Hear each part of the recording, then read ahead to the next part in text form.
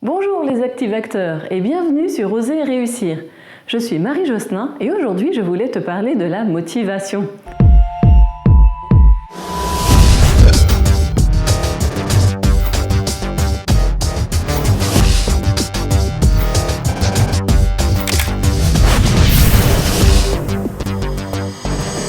Et oui, lorsque tu entreprends un projet qui te tient à cœur, qui te demande de l'énergie et du temps, au démarrage, tu es plein d'entrain et ultra motivé. Puis arrivent les moments de découragement. Tu fais face à des contraintes qui vont te faire douter, par moments tu n'avances pas, bref, tu peux avoir l'impression que tu n'y arriveras jamais. Tu es alors en pleine traversée du désert. Alors, il y a des jours avec et il y a des jours sans. Mais rassure-toi, c'est normal et cela fait partie du processus de réalisation. Alors, pourquoi tu te démotives? La motivation, c'est une force, une énergie qui te pousse à agir. Et elle n'est pas constante. On connaît l'exemple de la personne ultra motivée qui s'inscrit à la salle de sport ou à un cours de musique, puis qui abandonne au bout de 6 mois. Pourquoi? Peut-être que tu te trouves en pleine traversée du désert. Parce que, quel que soit ton domaine, il y a 3 phases. La première, c'est le démarrage de ton projet.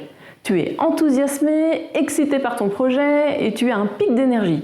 C'est une énergie nécessaire pour commencer les choses, sinon on vivrait tous en léthargie et on n'agirait que sous la contrainte.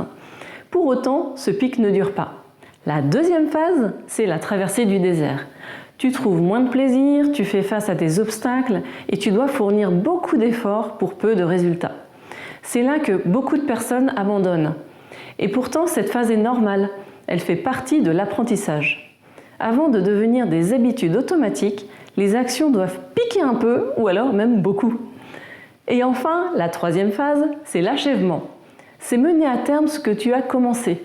Tu as laissé derrière toi toutes les personnes qui ont abandonné. Non seulement tu as atteint ton objectif, mais tu as aussi grandi avec ton projet. Alors peut-être que quand tu te sens démotivé, tu te trouves dans la phase de traversée du désert. Ce n'est pas grave, il faut juste en avoir conscience et savoir que le véritable échec, c'est l'abandon. Tu peux aussi te sentir démotivé pour de multiples raisons, selon les événements que tu traverses, tes contraintes, ta personnalité, l'intérêt que tu portes à l'action. Une des causes peut être que tu perds de vue ton objectif. Ton objectif n'est probablement pas assez fort et il ne t'inspire pas. Finalement, tu n'y vois pas tellement d'intérêt. Ou alors ton objectif est déconnecté de ce que tu veux vraiment. Tu n'as pas vraiment défini ton pourquoi et au premier obstacle, tu doutes, tu te décourages et tu finis par abandonner. Peut-être aussi que tu procrastines. Alors, tu peux avoir besoin de faire une pause et c'est même nécessaire pour prendre du recul ou pour prendre une décision. Quand on parle de procrastiner, c'est avoir tendance à remettre systématiquement ce que tu dois faire au lendemain. Ne t'inquiète pas, la procrastination touche tout le monde. En général, tu as toujours de fausses bonnes raisons de procrastiner. En réalité, cela peut être parce que tu es fatigué, que tu n'en vois pas l'intérêt, tu ne parviens pas à prendre une décision ou tu ne sais pas comment résoudre le problème en question. Le risque, c'est que tu ne vois pas ton projet aboutir. Tu finis par douter de ta capacité à atteindre tes buts et tu perds confiance en toi.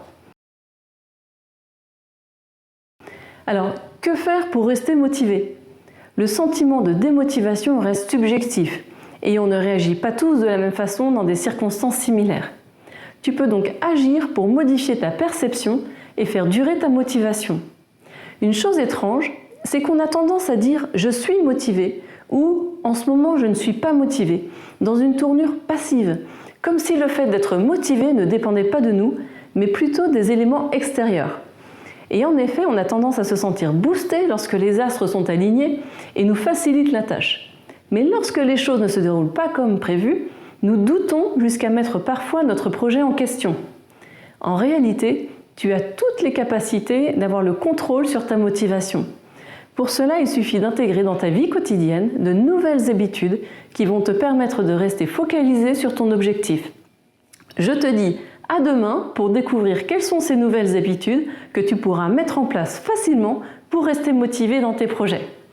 Si tu as apprécié, laisse-moi un commentaire, n'hésite pas à partager, tu peux cliquer sur le pouce, abonne-toi et clique aussi sur la petite cloche pour rester informé des prochaines vidéos. Je te dis à bientôt et on se retrouve sur le blog. Bye!